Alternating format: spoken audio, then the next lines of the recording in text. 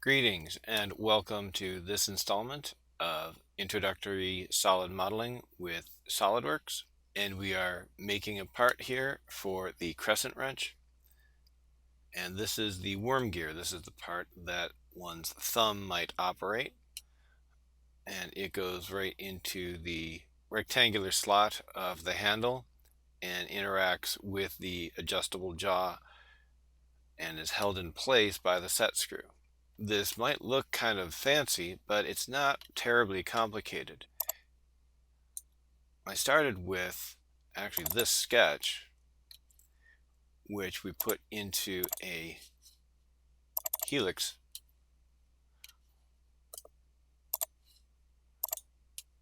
The blue part that you see here made it go through a sweep.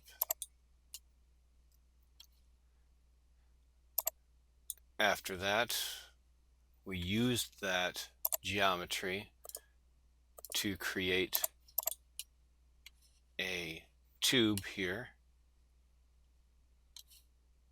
Very simple. Then we cut off the ends of the sweep to keep them flat right along with the flat sides of the tube. These end up with very sharp edges, so these are cut off as well. Couldn't do it easily twice at once, so we do it in two different cuts. And then we put the details on the outside. Just one cut there, and then we make 99 more. And then we are done. So let's go to it. When I first started this part, what I wanted to do was make the tube first. So I'm going to try to do that again, but it gave me such trouble in making the swept cut with the helix that I had to just start over and do the helix first. So we'll keep it consistent with the front plane being the plane that goes along with the flat aspect of the crescent wrench, and that's what I want my tube to go down. So I'm going to instead sketch on the right plane here and do an Extruded Boss base, and I'll do two circles. I could actually do one circle with a thin feature, but this captures my design intent better. I can easily dimension the inside diameter of 0.189 and the outside diameter of 0.348. And notice how these are 2 decimal places. I'll go up here to my options, document properties, make sure I'm using ANSI, go to dimensions, make it 3 decimal places. Okay, notice how this is shown in a vertical fashion.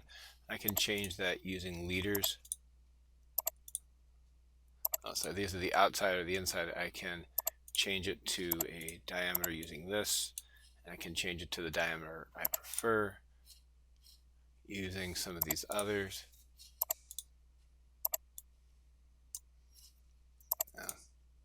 There we go, on the outside. Okay, so just play around with those if you need to make it look like you want it to look. So this looks good.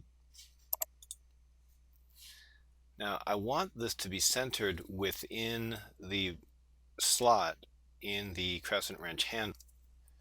So I wanted to make this mid-plane so that my plane that comes down in the middle here, that front plane that I sketched this on, will automatically be right in the middle. Otherwise, I'll have to put on a separate plane or do something else a little more complicated than just a couple clicks here to make it work the way I want it to work. And we have a total length of 0.548. Green check mark. There it is. Now I will attempt to make the gear part based on a sketch and a helix. So we're going to sketch using the front plane.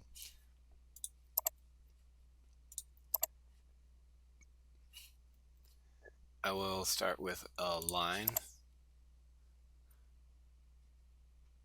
right here, coming out here, up here, over and down. Use another line.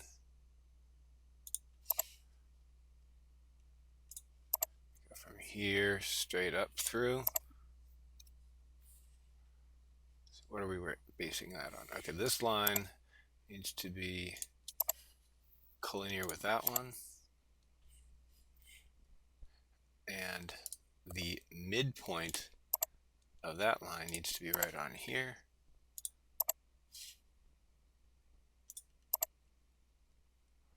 So now I have these symmetric in a way that doesn't always require me to select symmetry. Okay, next I will put in a center line, because what's really important here is the diameter, not so much the height of this tooth, or what looks like a tooth. So I'm going to go from here down to here, and again I could make a radius here, but the diameter shown on the diagram is 553. Okay, and that will dimension out from top to the other side where it would be if it were a diameter. And we have some more dimensions here. And that's 0.069. And this is 0.05. And now everything has turned black. Okay, so that's just the sketch that I needed for that. Next part is the helix. So click over here on curves, go to helix and spiral, and it wants us to select a plane on which to sketch a circle. So we'll select that, and we will use convert entities to select the circle. Make sure to hit the green check mark here, and that circle is all set. Okay, and it even picked the right way to go with the helix here. And we will choose height and pitch. The pitch is given in the diagram, which is 0.145, and the height just has to be up to this end, so we'll make that the length of the tube, and everything else is as we want it. So make this a green check mark. Okay, so let's hope this all works out.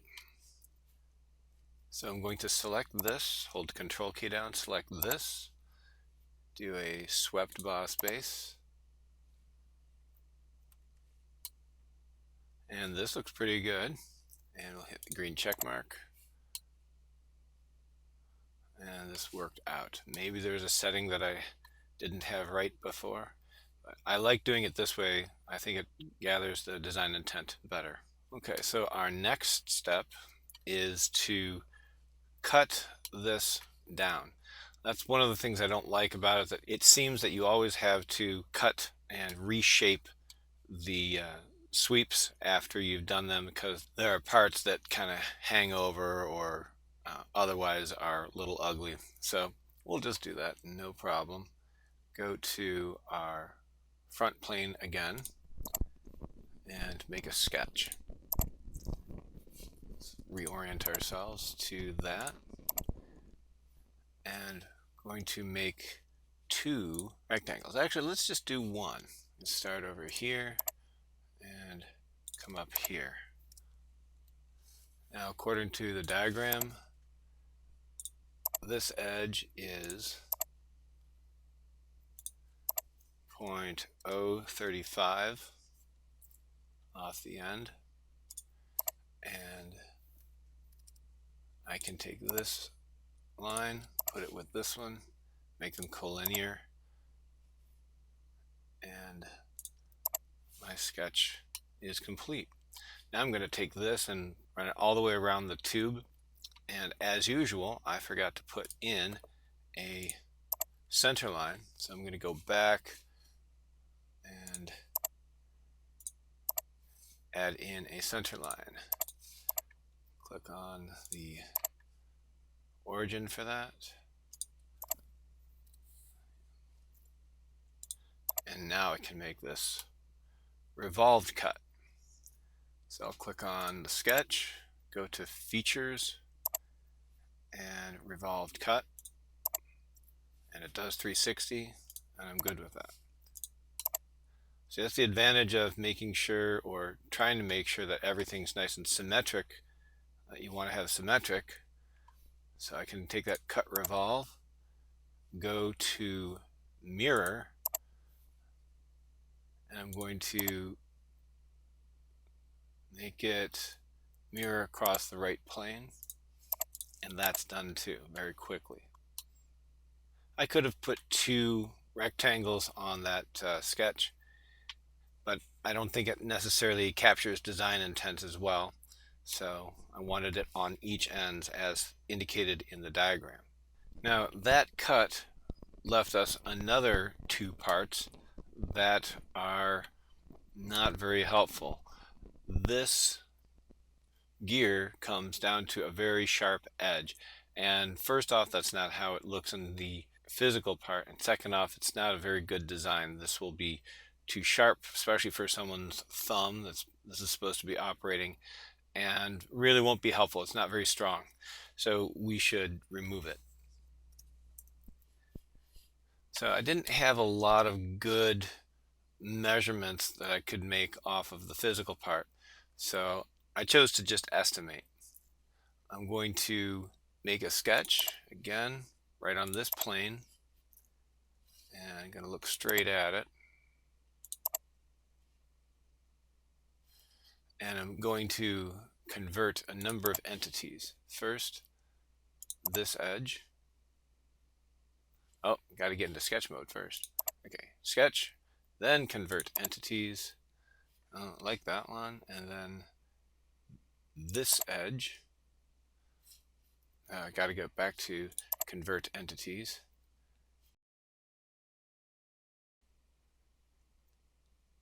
Okay, I'm going to start this over because it gave me problems.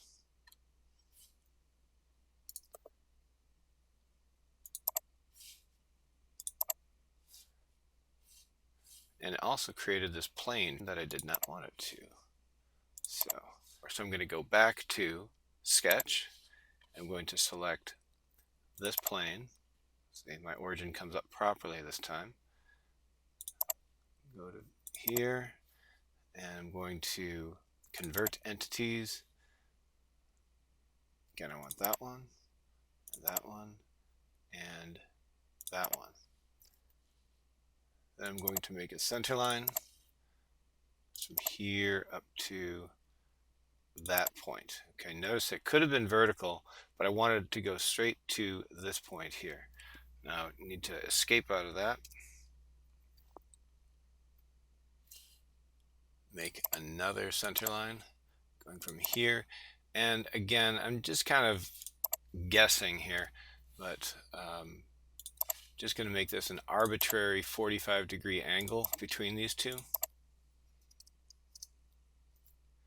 And I'm going to make a new line that comes off from here all the way over to this edge. I want to make this line, hold the control key down, and that circle tangent. Okay, now I can trim the things that I don't need. So I'm going to click and hold here and there. And hopefully I trimmed away parts that I don't need. So here's my sketch. It looks like I didn't trim anything away. It looks like I didn't ever put in those entities. So I'm going to go back and click on my previous view.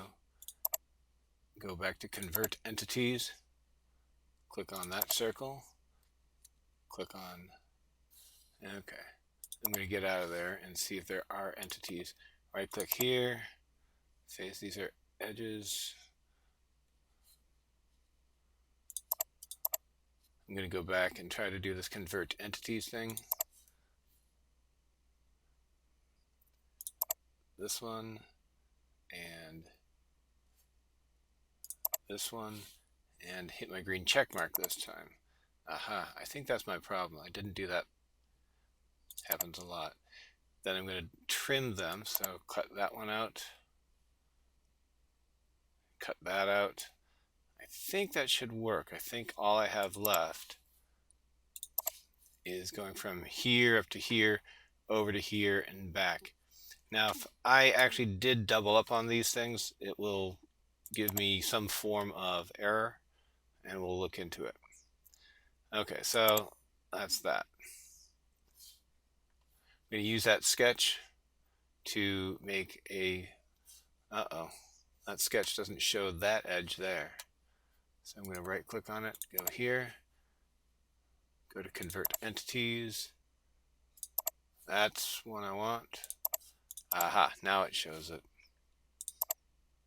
Okay, let me go to sketch 6 again, and that's all that's shown in orange. Okay, well that was kind of tough. Shouldn't have been that hard.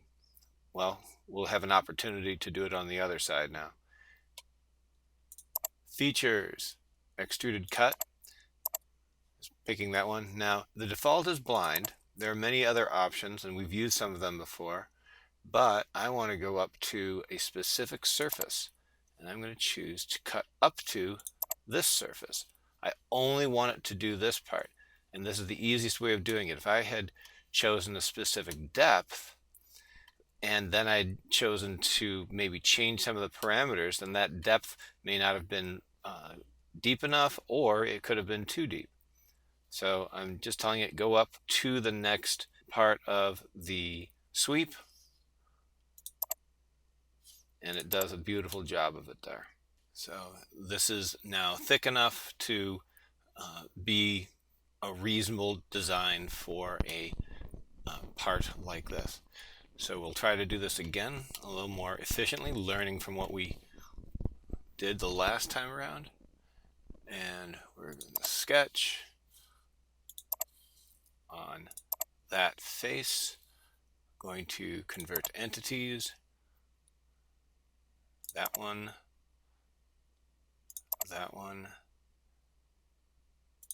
and that one, green check mark.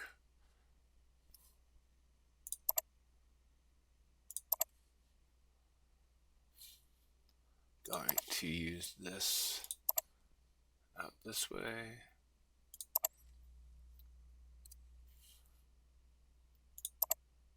A couple of center lines. That one here to here, all the way up there. Dimension this to here, 45 degrees. Oh, pulled that in as tangent. That's nice. And then trim the entities that we don't need out on the other side. Get rid of those. Just checking over here to make sure. Green check mark. And there's our sketch. Looks pretty good. We'll use that to make our feature of an extruded cut. Instead of blind, we'll go up to surface. We could possibly go up to next, but I like choosing specifically which surface when you can. Up to next can be very useful if you have a variety of features that it runs into instead of one specific surface. In this case, we'll just pick the surface, and there we go. Only one set of features is left, and that's the outside geometry, so that we can have a good solid grip on this worm gear. Going to simply make a series of semicircular cuts through the outer surface here. So going to sketch on the right plane here.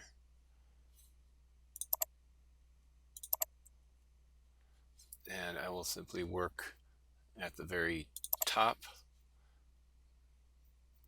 using that little blue line. Hit escape. Zoom in there. Put the center right on the edge there, make them pierce. Okay. It used a different position to pierce, but I really don't care that much. That's part of the design intent. I don't really care exactly where it goes or starts, just that we have it there. Also, it rotates around so much that it shouldn't matter. Okay, we have 0.012 as its diameter. Okay, so now we have this sketch. Everything else from here is easy. Go to Features, Extruded Cut.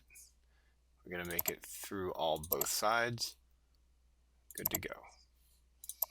So it's one cut. Then in order to prepare for our revolved or circular pattern, go to View, Temporary Axes, and I will pick this cut and go to circular pattern underneath the linear pattern here. Already has this cut selected. I'm going to go here and choose this as the axis, and considering I had chosen 100 before, yours might be different. Yours might say 2, but that's okay. Make sure equal spacing is checked, 360 degrees. And if you wanted to do other features, you could put them in there and so on. Then watch carefully when I hit the green check mark.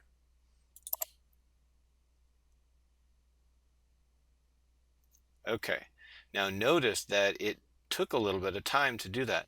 And that's the way these programs run, is that if you have to make a whole bunch of small cuts, it does all 100 of them.